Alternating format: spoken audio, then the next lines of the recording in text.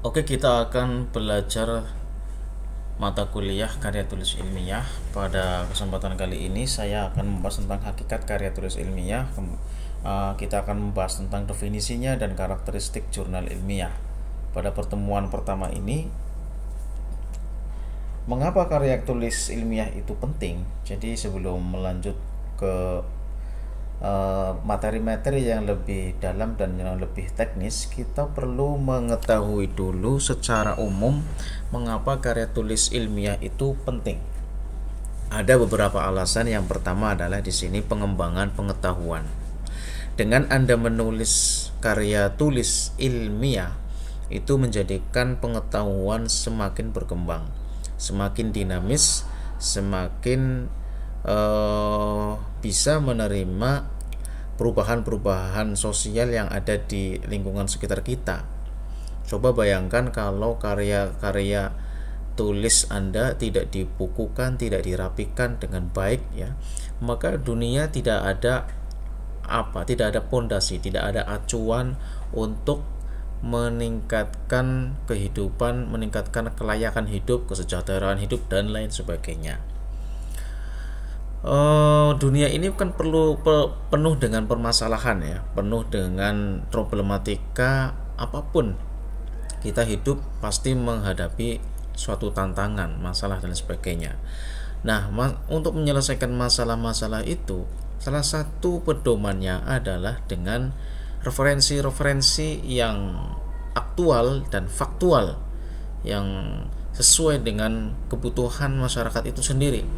Maka di sini solusinya adalah, salah satunya adalah dengan menulis karya ilmiah atau referensi tertentu yang bisa menjadi pedoman untuk bisa dijadikan pegangan. Ya, ini pengembangan pengetahuan. Kemudian ada manfaat pentingnya karya tulis ilmiah itu adalah adanya validasi dan kredibilitas. Anda sebagai seorang pelajar tidak bisa disamakan dengan orang awam. Orang awam itu ketika mendapatkan informasi, mendapatkan berita, dia asal menerima saja tanpa adanya check and recheck, cross check, ya.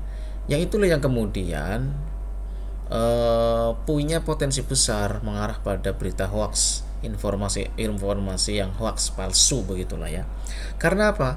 Tidak adanya validasi. Beda dengan karya tulis ilmiah yang memiliki tradisi untuk dilakukan validasi. Jadi Anda sebagai seorang akademisi, begitu mendapatkan informasi, misalnya di sana ada kejadian banjir, maka tidak asal menerima. Apakah benar begitu, kan, ya? Kalau misalkan benar, kenapa bisa terjadi banjir? Itu ciri-ciri orang akademik itu begitu, ya. Jadi dia hatinya atau pikirannya tidak asal menerima begitu saja, ingin menelusuri lebih dalam. Orang-orang di sekitar kita juga sebenarnya sudah mengarah ke sana, ya, ingin menelusuri lebih dalam. Cuman kadang-kadang mereka hanya sebatas bersuah foto saja, mengambil foto kemudian dieksiskan di media sosial dan sebagainya. Anda juga nggak apa-apa, seperti itu bagus, karena foto-foto yang demikian itu adalah salah satu teknik untuk menguatkan penelitian Anda, yaitu yang disebut dengan metode penelitian pengumpulan data melalui dokumentasi. Dan mestinya kalau orang yang akademis itu kan tidak hanya dokumentasi saja sumber pendapatan materi atau informasi itu, dikuatkan juga dengan misalnya adalah wawancara, begitulah. Yang paling penting itu kan wawancara. Observasi jelas Anda menuju ke tempat tersebut. Jadi dengan model teknik yang semacam itu, ini yang bisa meningkatkan validitas, ya. Kemudian kredibilitasnya Anda juga mampu lah, begitu, ya. Ketika Anda sudah melakukan observasi, wawancara, dan dokumentasi, ini menunjukkan langkah-langkah kredibilitas bahwa Anda benar-benar mampu untuk menelusuri lebih jauh tentang suatu kejadian tersebut. Banjir tadi misalkan, ya. Kenapa terjadi banjir? Kenapa? Siapa yang menyebabkan banjir, ya? apa sih faktor alamnya yang menyebabkan itu banjir gitu kan. Banyak sekali ya penyebab-penyebabnya. Itulah penyebab-penyebabnya itu yang harus diteliti. Apa mungkin karena faktor pengikisan tanah, faktor pembuangan sampah yang sembarangan, penebangan pohon-pohon yang sangat liar dan sebagainya. Kemudian penting sekali karya tulis ilmiah itu adalah untuk mengembangkan kemampuan berpikir kritis, yaitu tadi dengan suatu informasi yang Anda dapatkan bisa meningkatkan kemampuan berpikir kritis Anda, tidak hanya menerima begitu saja gitu ya. Jadi ada yang berikutnya adalah komunikasi ilmiah. Penting ini. Ketika Anda pikirannya tidak ingin jenuh, maka Anda harus melakukan komunikasi ilmiah. Orang yang banyak penelitian-penelitian ya yang dilakukan bahwa akhir-akhir ini tuh banyak orang yang jenuh sekali. Kenapa? Karena dia terlalu dalam, terlena ya dengan virus-virus digitalisasi yang mana lebih dominan pada dunia game, permainan, bahkan media sosial terlalu dalam begitulah ya, tanpa diiringi dengan kajian-kajian akademik, kajian ilmiah, komunikasi ilmiah ya. Ini pentingnya karya tulis ilmiah itu adalah agar otak kita itu diiringi atau diisi dengan kajian-kajian ilmu, yaitu dengan melakukan komunikasi ilmiah. Bagaimana komunikasi ini dilakukan? Anda kan menulis, mengutip buku ini bagian dari komunikasi. Selain melakukan kutip-mengutip itu, Anda kan juga tertuntut atau tertantang untuk melakukan komunikasi dengan masyarakat sebagai objek penelitian, atau dengan kolega atau dengan teman Anda yang dijadikan sebagai partner untuk meneliti. Itulah komunikasi ilmiah yang perlu dijalin ya. Maka ini karya tulis itu adalah sesuatu yang sangat penting begitu. Landasan untuk karya akademik dan profesional jelas ya. Seorang dosen itu kalau rajin menulis itu jangan ditanyakan lagi kalau karirnya itu nanti semakin kesana semakin tinggi ya capaiannya pada tingkat guru besar misalnya atau profesor begitulah ya. Anda sebagai mahasiswa juga latihan untuk menuju ke sana. Misalkan nanti suatu saat Anda menjadi dosen, itu jenjang karirnya itu ternilai dengan karya tulis itu. Ya, karya tulis itu di sini yang paling utama yang ingin saya sampaikan di sini adalah tentang jurnal ilmiah atau artikel ilmiah atau paper begitu ya. Meskipun bukan hanya itu karya tulis ilmiah itu ya, ada buku, ada esai dan lain sebagainya. Tapi dalam dunia akademisi yang paling tinggi nilainya itu adalah tentang artikel ilmiah, paper, jurnal ilmiah. Selanjutnya saya ingin menyampaikan prinsip-prinsip dasar dari penelitian itu. Yang pertama adalah objektivitasnya. Jadi orang yang berpikir ilmiah itu melihat realita berdasarkan data yang objektif, tidak asal subjektif. Subjektif itu menilai apa yang ada dalam egositas kita, dalam emosi kita. Tidak, tapi harus berbicara terhadap fakta. Harus membaca terhadap fakta. bahwa fakta yang ada di lapangan terkait dengan terjadinya bencana banjir itu adalah karena ulah tangan manusia yang melakukan penebangan pohon secara liar atau pembuangan sampah yang sembarangan begitu ya. Kalau itu dikombinasikan dengan teori di dalam Islam, kita ambil contoh misalnya tentang surat Al-Qur'an ya. Al-Quran tentang zuharul fasadu fil bari wal bahri bima kasabat aydin nas, bahwa kerusakan alam semesta ini adalah karena ulah tangan manusia. Secara geografis juga karena berangkat dari manusia. Dan teori-teori itu yang dibenturkan dengan fakta inilah objektif gitu. Originalitas, prinsip-prinsip dasarnya adalah originalitas, bahwa kejadian suatu tempat tersebut dipengaruhi karena adanya ulah tangan manusia yang begitu brutal.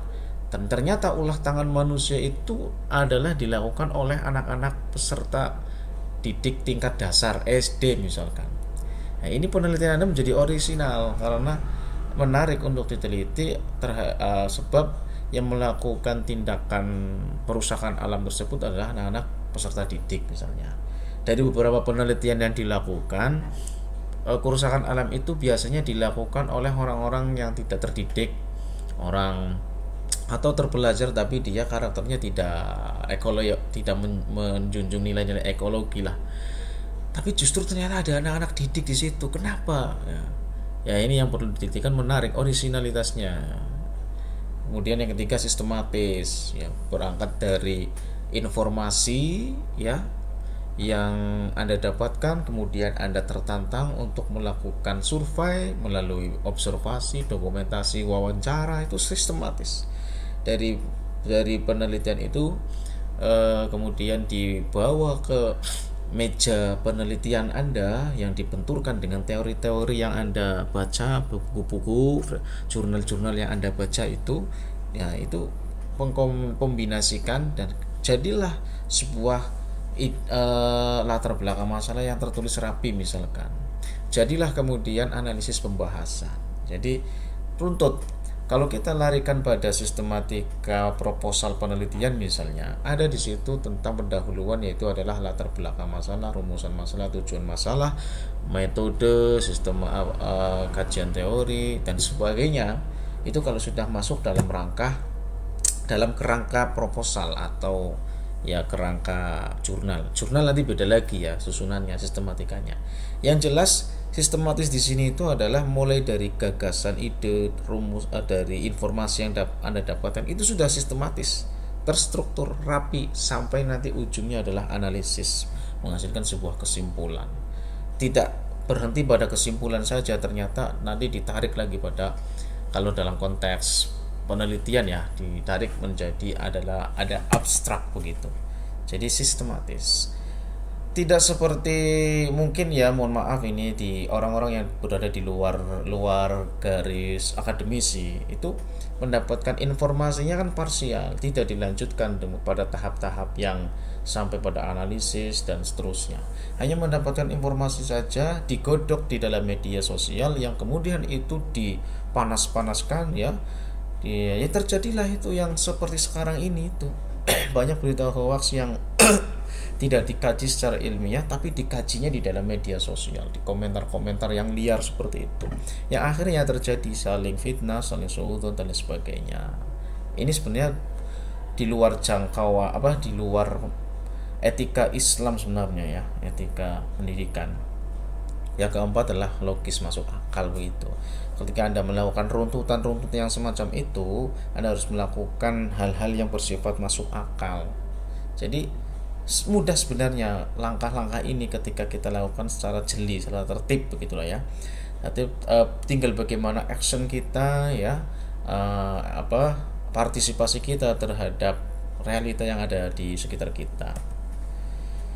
Jadi dengan Anda melakukan jurnal ilmiah, ya menulis jurnal ilmiah, paper seperti itu, maka itu akan menjadi hal yang sangat bermanfaat. Tapi ada yang lebih manfaat lagi sebenarnya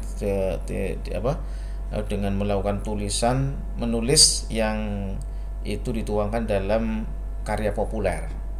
Artinya bukan sebatas tulisan skripsi, tesis, disertasi atau jurnal, tetapi tulisan populer seperti berita, blog ya, yang tadi saya sebutkan tadi ya, karya tulis ilmiah diantaranya esai. Nah ini kalimat-kalimat esai, kalimat-kalimat berita yang ada di koran, majalah itu kan ya, dengan karya tulis ilmiah, jurnal, itu pasti ada perbedaan. Keduanya sama-sama memiliki potensi untuk merubah peradaban, begitulah ya. Sama-sama punya potensi berkontribusi dalam merubah dunia, sama begitulah.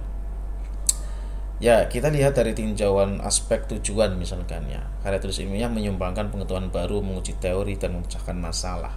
Kalau tulisan populer itu menginformasikan, menghibur atau mengaruhi pembaca umum. Ya, itu nanti Anda ini bisa baca sendiri ya, aspek-aspek ini, bahwa pada intinya ketik orang yang hebat itu bisa menulis dua-duanya ya. Nulis jurnal, kemudian jurnalnya disadur lagi dalam dunia artikel yang populer. Kenapa ada tulisan populer? Itu karena kan banyak orang-orang yang tidak suka dengan tulisan jurnal, tapi dia lebih suka dengan tulisan koran karena lebih mudah dipahami narasinya, begitulah ya. Ya, kita juga harus mampu mengkondisikan itu. Tapi kalau tidak mampu ya sudah, kita punya jalurnya sendiri. dalam dunia artikel, karena pangsa pasar pembacaan naskah itu ada orang awam, ada orang terpelajar. Orang terpelajar ketika membaca dua-duanya ini itu bagus, begitulah ya. Orang awam ketika membaca koran ya bagus. Kalau membaca jurnal ya hebat, begitulah ya. Karena mungkin lebih terbiasa dengan membaca koran. Tapi kalau membacanya di luar dua ini ya itu kita perlu mempertanyakan, begitulah ya. Apa yang dibaca? Yang dibaca Quran, oh bagus sekali itu ya. Quran itu menjadi sumber referensi dalam penulisan jurnal, bagus, begitulah ya. Jadi itu ya. Kemudian karakteristik dalam jurnal ilmiah yaitu ada proses peer review. Jadi Anda nulis jurnal melalui website di jurnal ilmiah itu ada proses peer review. Anda nulis disuruh revisi oleh tim reviewernya, itu bolak-balik seperti itu. Itulah yang menjalin kualitas ilmiahnya di situ, menggunakan struktur IMRAD. IMRAD itu ya sistematika jurnal ya, introduction, methods, result and discussion. Jadi ada pendahuluan, pembahasan ya, dan kesimpulannya, begitu. Pendahuluan, metodenya, hasil dan pembahasan. Kemudian ada publikasi berkala ya. Jurnal itu kan supaya bisa kredibel ya, dinilai bagus oleh para masyarakat, terutama para kalangan akademisi, rutin menerbitkan jurnal ya, dalam setahun 2 kali misalnya. Terindeks, yaitu indeks ada Sinta, ada Google Scholar, ada apa Scopus ya, atau internasional. Jadi inilah jurnal ilmiah itu tidak hanya sebatas Anda itu menulis, tetapi harus diwadahkan ya, dititipkan pada wadah-wadah tertentu. Karena kalau tidak dititipkan pada wadah tertentu, hilang. Kita kan sudah tidak zamannya seperti apa ya, ulama-ulama dahulu yang menulis saking ikhlasnya, begitu ya. Karyanya saking ikhlasnya ternyata dibuang di laut. Ternyata ada orang yang menemukan karya tersebut dan bahkan bermanfaat sampai sekarang ini. Ya kita tidak bisa menulis di jalan di kertas kemudian dibuang di tengah laut, waduh, hilang itu, nggak ada yang menemukannya. Mungkin zamannya beda ya, sudah zamannya beda, kualitas keikhlasannya kita juga jauh sekali dengan para ulama-ulama waktu itu. Maka yang paling hebat pada zaman sekarang ini itu adalah bagaimana menuangkan atau menitipkan tulisan-tulisan kita itu di dalam jaringan-jaringan yang terindeks ya, di dalam internet itu. Ada Sinta ya, di miliknya Kemendikbudristek, ada Scopus ya, miliknya Elsevier dan sebagainya. Oke, struktur IMRAD ya tadi yang saya katakan, ada introduction, method, result and discussion ya. Nanti kita akan bahas sedetail mungkin di kesempatan selanjutnya terkait dengan struktur IMRAD dalam pembuatan jurnal. Jadi begitu ya yang dapat saya sampaikan, semoga bermanfaat untuk pertemuan pertama ya dalam kajian karya tulis ilmiah ini. Sampai jumpa di lain kesempatan. Saya akhiri. Assalamualaikum warahmatullahi wabarakatuh.